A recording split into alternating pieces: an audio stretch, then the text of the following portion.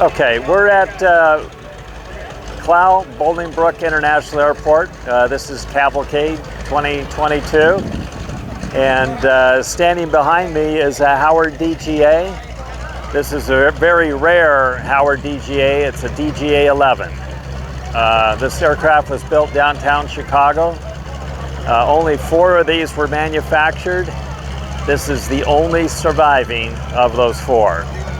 It was built in 1939. The Halliburton Oil Company flew this as their executive aircraft. It was basically the Lear Jet of the day. High cruise speed on it is 208 miles per hour. All the fuel tanks are in the belly. That's a little different for an aircraft like this, and gives it a lot of stability in flight. The engine, it's a Pratt and Whitney R985. It's 450 horsepower. It has a supercharger on it. When we take off, we're the equivalent of 7,000 feet below sea level with the supercharger. Takeoff, the fuel flow is 45 gallons per hour.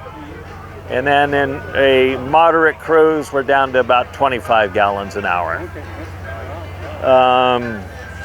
And you know what, when they made this, is that the original type of propeller? Was it wood or was it aluminum? No, but this is the original type of propeller. It's a Hamilton Standard constant speed, and that's a 10-foot propeller. Some of these aircraft did have a spinner on it.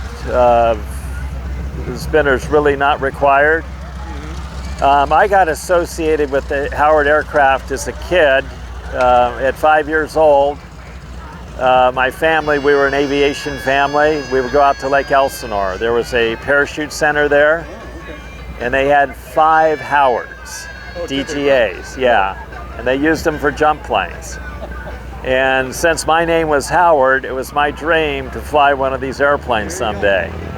So at 18 years old, I hired on at this jump center as a jump pilot, flying a Howard. And so we would put 5, 6, 7 jumpers in these things and take them up to 12,000 feet above the airport. Did you do static or did you do tandem? Both. We did static lines, we did free fall. The static lines we did down at 3,000 above the airport. A lot of jumps, we had a jump step on it, but free fall was up at altitude. We'd have 4 jumpers go out on the strut hanging on. 5th one would be inside. When they'd let go, he would follow them out. It's a wing walker plane? Well, you can hang on to the strut on it, but wing walk would be kind of hard to get up on the wing. So they did this, right? Yeah, they just, and right on out there, the last guy sometime would grab my aileron just to give me a little thrill. So you just hang out there and they come back in? Well, no, these are skydivers we're talking about. Jumpers. Oh. Yeah, I flew them as a jump plane. Crazy people. They so and then they jump off. So tell me about these. I mean, you know, so this landing gear is almost like the Corsair, where it's intentionally lengthened. For the propeller? Yeah, for the propeller. So some of these Howards are a little taller. This one's a little taller because of the propeller. These are known as wheel pants or streamlines. Right. And you've probably seen the cyclists now, their helmets are pointy on the back. Have you noticed that? Right. And so really the drag on the tire is at the aft end. Okay. So this point is very important. The same thing when you look at this fuselage, it's a pinched fuselage. The rudder back there, same idea with aerodynamics. So it's what is this? This is unfinished aluminum? Yeah, and it's going to be painted. We just have not gotten around to painting it yet. Right. And so that's duraluminum, alclad. And then I'm taking a gander in the cockpit. Talk about what I'm looking at in here. Well, so these old airplanes, they kind of started out with steering wheels from cars. Like the Ford Tri-Motor was actually a steering wheel out of a Model T. Right. So you can see that that's a round steering wheel, kind of like a car. Later on, they would actually flip these upside down. They're a little more comfortable to fly.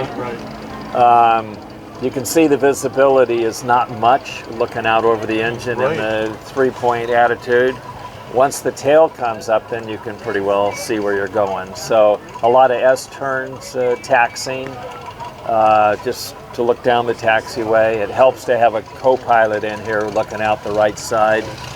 And what are we looking at here? Is that trim by That's chance? the trim for the horizontal stabilizer. Okay. It's a movable horizontal stabilizer. And so that trim moves 28 full turns. Is what does it? Okay, yeah. really? Wow. So when we're done flying it, we crank it all the way forward and the stabilizer all the way in the up position. So you got good shoulder muscles. Yes. Wow. Yes. Wow. That is nice. And Yeah. so what is the did you talk about cruise speed earlier? Yeah, 208 miles an hour is the high cruise on it. And it's all how much fuel you want to run through the engine. So you can go to an economy cruise a little bit slower, less fuel flow. But back in the day with Halliburton Oil, being they were an oil company, I don't think they worried too much about how much fuel they used. And so it probably sat at 200 miles an hour when they were going from A to B. How many different type aircraft have you flown? Have I flown? Over 100. Oh, did you? Wow. Yeah. Wow. So I recently retired from United Airlines after 36 years. Only. Yeah, and I was very fortunate. I got to fly all 4 generations of jets. Wow. The first generation was the DC-8, cables going to all the controls. We actually had a hydraulic can in the cockpit. We could actually add fluid in flight if we needed to. Right. Next generation was the DC10, kind of a half glass cockpit, some automation. Right. And then I spent pretty good flyby here. Then I spent close to 10,000 hours flying a 747. So I think if you look at how many hours are in a year, there's 8,000 and change. So I spent over 1 year of my life flying a 747. So your time clock might be a little bit different than Exactly. down Yeah. here, right? And so that is just flying carpet. We flew it all over the world. I understand that the 747 is very nimble and easy to land. It is. It is. It's just a dream. And then the other plane that I love is the DC10, that wide body. Yes. It's fascinating. And actually the DC-10, don't let Boeing hear this, it's actually a nicer flying airplane than the 747. Yeah. Yes, it's just perfectly balanced on the controls. Sure. The 47 in turbulence, it gallops like a horse, is what it does. But yeah, it's a neat airplane. And then of course my last 3 years I spent flying the 787 Dreamliner. Okay. Which is a carbon fiber wing. Uh-huh. Beautiful wing on it, just out of this world. It's built in Japan. Sure. It has what's called cruise flaps. And Okay. so high altitude, the span of the wing increases with the flaps. The flaps don't just go down like they do on this Howard. They actually span out before they angle down. So, and that's a 1927 Ford Trimotor. Really America's first all-metal airliner. You got to be careful in aviation when you say first because you'll usually be wrong. And in saying that, there was actually a Hamilton metal airplane. I think Northwest may have flown it. And speaking of fabrication, the Epic 1000, have you heard of that, the Epic 1000? Yeah, I'm not familiar with that aircraft. I've heard about it, All but carbon fiber. okay. It's 4,000 feet a minute. Okay. Fine. Yeah, and carbon fiber now really is the way to go. I'm running a small aircraft with a carbon fiber propeller on it.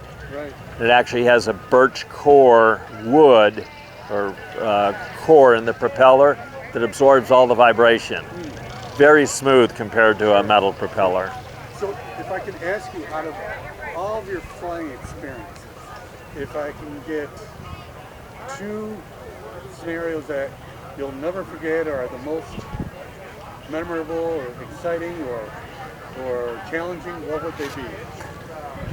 So we were flying a DC-3, putting out students. This is at Paris Valley in California. And we had one student decide not to go.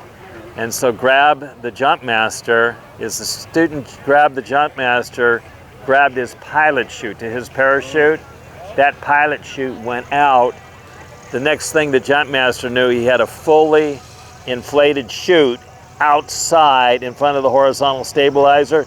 He was inside around the corner. Of course, our airspeed went from 80 to 60 right now. We went to full power. We oversped both engines. We blew him out of the airplane and we blew his parachute out because we had so much power. And of course, away he went. He fired off his emergency chute, so he made it out okay. But there we were with 20 students still and first jumpers and no jump master.